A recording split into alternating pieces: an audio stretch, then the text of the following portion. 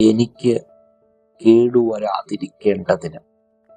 Daniel പ്രവാചകന്റെ പുസ്തകം 6-ാം അധ്യായം 22-ാം വാക്യമാണ് നാം ചിന്തിക്കുന്നത്. ദൈവത്തിന്റെ വചനം ഇങ്ങനെ വായിക്കുന്നു: സിംഹങ്ങൾ എനിക്ക് കേടുവരാതിരുത്തേണ്ടതിന് എന്റെ ദൈവം തന്റെ ദൂതനെ അയച്ച് അവരുടെ വായെ അടച്ചു കളഞ്ഞു. ദാനിയേൽ സിംഹത്തിന്റെ ഗുഹയിൽ അകത്തിറങ്ങുന്നതിന് മുമ്പേ എന്റെ ദൈവം തന്റെ ദൂതനെ അയച്ച് സിംഹങ്ങളുടെ വായെ അടച്ചു കളഞ്ഞു. അല്ലെങ്കിൽ ദാനിയേലിന് അത് കേട് സംഭവിച്ചേനെ ശരീരത്തിന്. ഈ പ്രഭാതത്തിൽ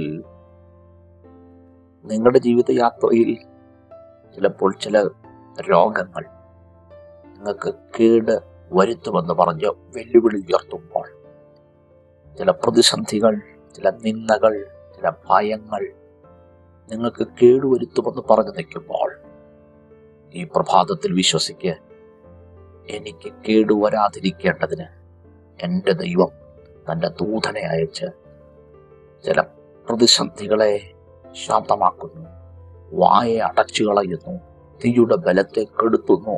കർത്താവേ, ഈ പ്രഭാതത്തിൽ തൻ്റെ ജനത്തിന് കേടുവരാതിരിക്കേണ്ടതിൻ്റെ ഉത്തരവാദിത്വം ദൈവം ഏറ്റെടുത്ത് അത്ഭുതം ചെയ്യുന്നത് ഓർത്ത് നന്ദി.